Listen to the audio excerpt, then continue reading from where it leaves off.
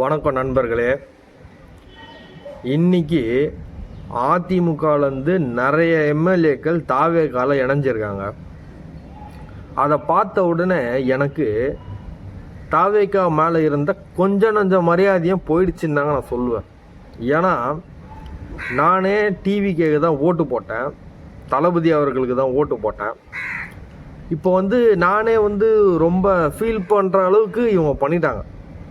அதாவது மக்களுக்கு நல்லது பண்ணுறது கூட செகண்டரினே வச்சுக்கோங்க, பட் இவங்க அந்த சட்டமன்றத்தில் பண்ணுறதெல்லாம் இருக்குல்ல, இப்போது அதிமுக எம்எல்ஏ வாங்கிறது, அப்புறம் மற்றும் பலர் வாங்கிறது சொல்லிட்டு இது வாங்குறாங்களோ ஏதோ ஒன்று, அது கடவுளுக்கு தான் தெரியும். ஸோ இந்த மாதிரிலாம் பண்ணுறதுனால நம்மளுக்கு ரொம்ப கடுப்பாகுதுங்க. எனக்கு என்னன்னா, மக்கள் அதிமுக வேணாம் சொல்லிட்டு 3வது இடத்துல ஒதுக்கிட்டாங்க. ஸோ அந்த கட்சியிலேருந்து எம்எல்ஏக்கெல்லாம் தூக்கி உள்ளே போடுறீங்க அப்படின்னும் போது அது மக்களுக்கு செய்கிற துரோகம் அப்படின்ற மாதிரி தான் நான் பார்க்கப்படுறேன். இது டிஎம்கே கூட இந்த மாதிரிலாம் பண்ணது இல்லைங்க.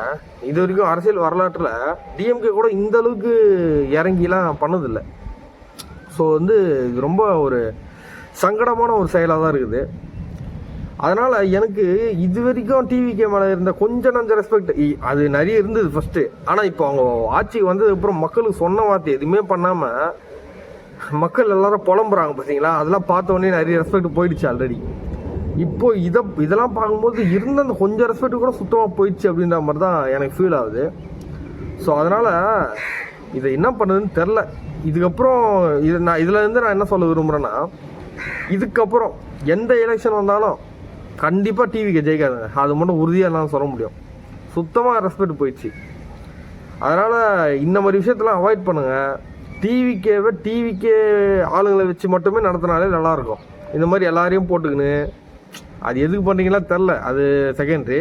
பட் இந்த மாதிரிலாம் பண்ணக்கூடாது. ஆக்சுவலி உங்களுக்காக மக்கள் கொடுத்த மரியாதையை நீங்கள் தான் காப்பாற்றிக்கணும். அப்போ இதனால் என்ன ஆகும்னா, ஒரு கொலாப்ஸ் ஆகிடும், அந்த கவர்மெண்ட்டோட கொலாப்ஸ் ஆகிற மாதிரி நிலமை வந்துடும். ஸோ அதனால் இதெல்லாம் கொஞ்சம் அவாய்ட் பண்ணுங்கள். மக்களுக்கு தேவையானதை மட்டும் பண்ணுங்கள். ஒரு சில விஷயம்லாம் பண்ணுறீங்க, பட் அது சொல்கிறீங்களே தவிர எதுவும் இம்ப்ளிமெண்ட் ஆன மாதிரி தெரில. எல்லாமே அப்படியே சொன்ன மாதிரி தான் இருக்குது, எதுவுமே செயல்முறைக்கு வரல. ரீல்ஸில் மட்டும் பார்த்த மாதிரி இருக்குது. ஸோ இதெல்லாம் கூட கொஞ்சம் சரி பண்ணணும். நிறைய மிஸ்டேக் இருக்குது. டிஎம்கே கவர்மெண்ட்டே பெட்டர்ன்ற மாதிரி ஆகிட்டீங்க.